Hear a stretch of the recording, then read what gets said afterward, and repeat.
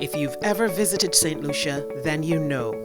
St. Lucians are passionate about food, about growing it and sharing what they grow. They love the land, and the role farmers play in ensuring the island is food secure is not taken lightly. And with government's focus on building a food-secure St. Lucia, resilient to the impacts of climate change and natural hazards, they have partnered with the EnGenDER project to ensure these efforts are inclusive and no one is left behind. From the ministry's standpoint, PWDs stand to benefit tremendously. It is an area of new focus for them, and it's also a new area for us.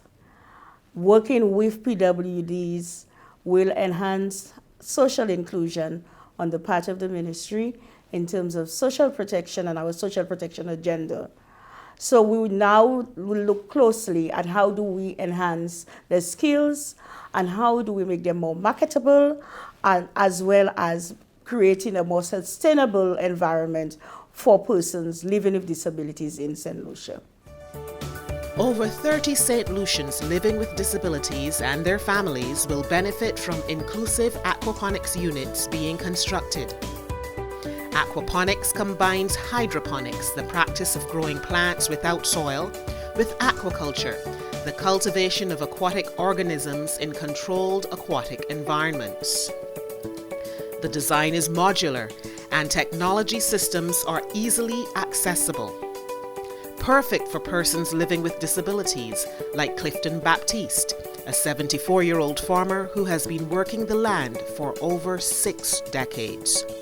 He lost his leg 14 years ago, and while living with this disability has slowed him down, he still rises with the sun daily to work the land.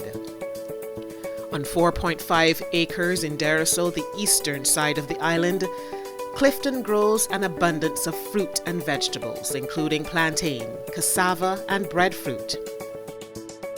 One of the aquaponic systems will be built there, and 15 members of the Dereso Council for Persons with Disabilities will join him in operating it.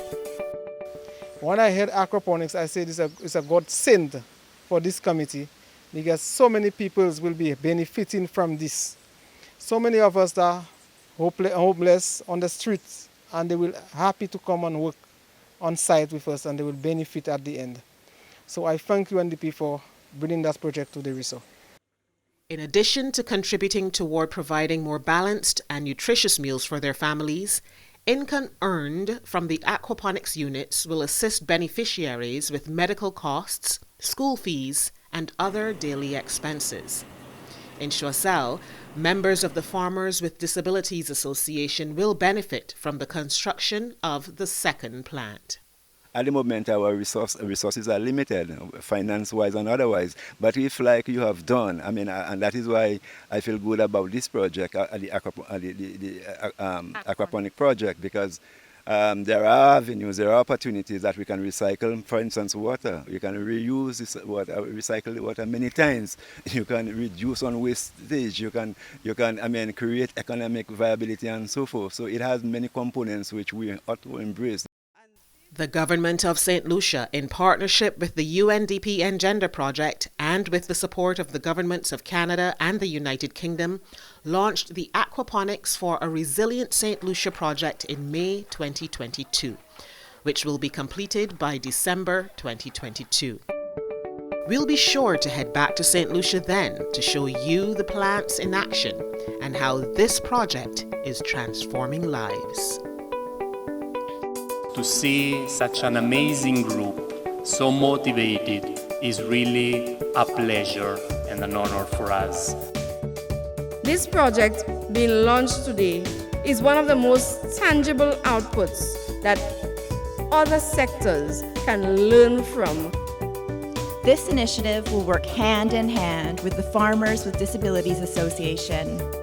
It will support the development of commercial solar-powered aquaponic system and a storage and processing unit. Gender inequalities exacerbate vulnerabilities to climate shocks. We are thanking the donor agencies, the Government of Saint Lucia, and all the people are involved in bringing this project to our families with disabilities.